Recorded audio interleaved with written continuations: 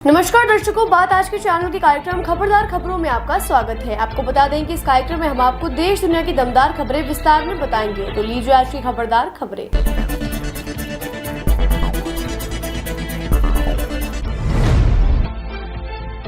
हरियाणा विधानसभा चुनाव में कांग्रेस पार्टी को सत्ता में लाने के संकल्प के साथ राहुल गांधी ने आज सुबह 11 बजे अंबाला के नारायणगढ़ से अपनी इस यात्रा का शुभारंभ किया। ये यात्रा कई विधानसभा क्षेत्रों से गुजरते हुए शाम को कुरुक्षेत्र पहुंचेगी। इस यात्रा में उनके साथ उनकी बहन प्रियंका गांधी वाड्रा भी साथ रही। कांग्रेस का फोकस इस यात्रा के जरिए प्रदेश की जिताऊ सीटों पर है। इसके लिए खास रूट प्लान तैयार किया गया है। ये यात्रा 30 सितम्बर से 3 अक्टूबर तक चलेगी। राहुल गांधी की यात्रा में काफी भीड़ नजर आ रही है। इससे सियासी हलचल तेज हो गई है।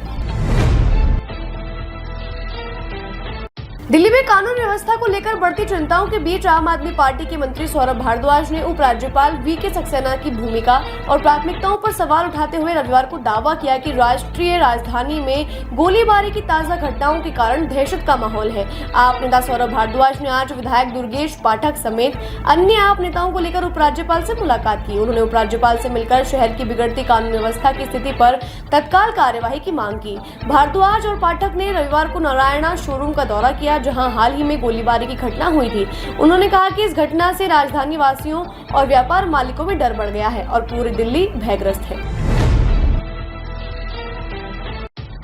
विदेश मंत्री एस जयशंकर मंगलवार को अपनी अमेरिकी समकक्ष टोनी ब्लिंकन से मुलाकात करेंगे। इस दौरान दोनों नेताओं के बीच यूक्रेन युद्ध एवं पश्चिम एशिया में संकट सहित कई द्विपक्षीय वैश्विक मुद्दों पर बातचीत होगी।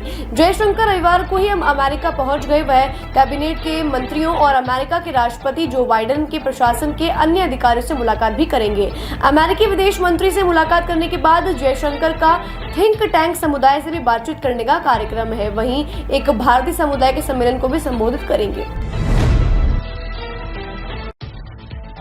इजराइल का बेरूत का पहला हमला लेबनान में हिजबुल्ला के सरगना हसन नसरुल्लाह की मौत के बाद हिजबुल्ला के अन्य ठिकानों को निशाना बनाया गया। इसके कुछ ही घंटों बाद इजराइल ने मध्य बेरूत में हवाई हमले किए हैं। सूत्रों ने बताया कि इजराइल ने लेबनान की राजधानी बेरूत को निशाना बनाया और लगातार ताबड़तोड़ हवाई हमलों के मध्य बेरूत को दहला दिया। लगभग 1 साल के मध्य संघर्ष के बाद मध्य बेरूत में यह पहला इजरायली हवाई हमला है। इजरायली सेना ने बताया कि इन हमलों में हिजबुल्ला के सेंट्रल काउंसिल के उप प्रमुख नबील फोक को भी मार गिराया गया है। वहीं बेरूत के रिहायशी इलाके में हमले में पश्चिम एशिया के कई देशों ने नाराजगी व्यक्त की है। इस बीच ईरान ने इजराइल पर एक बड़ा हमला करने की तैयारी शुरू कर दी है।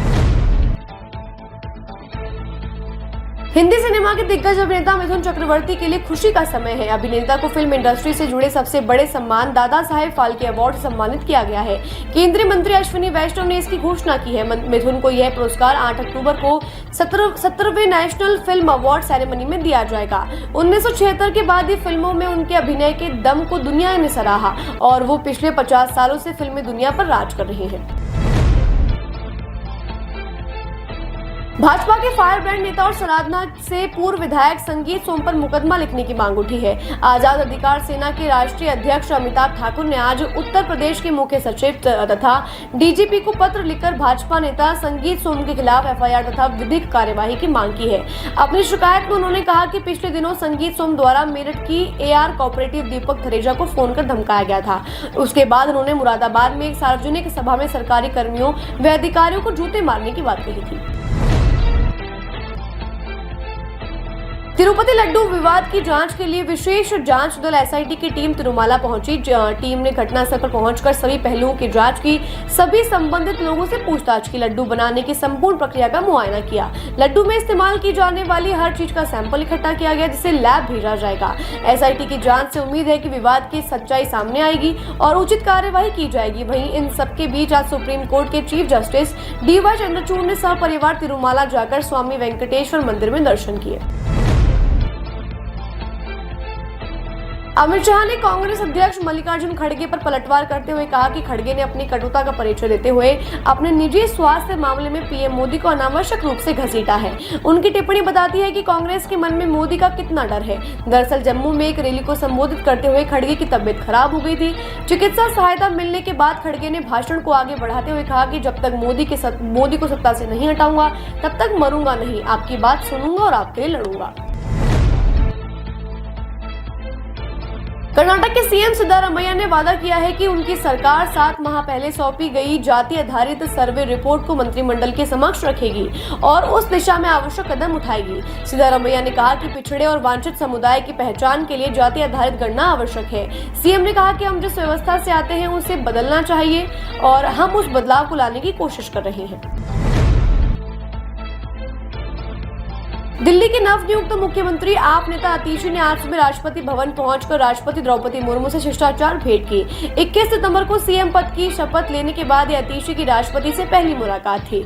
मुलाकात के दौरान आतिशी ने दिल्ली के वर्तमान परिदृश्य से मुर्मू को अवगत कराया, जिसमें कानून व्यवस्था और आने वाले चुनावों को शांतिपूर्वक तरीके से संपन्न कराने को लेकर हल्की चर्चा की। वहीं दिल्ली की खस्ताहाल सड़कों को लेकर मुर्मू ने जब आतिशी से कहा तो उन्होंने कहा कि 1 महीने में सब सड़कों को नवीन कर डामरीकरण किया जाएगा।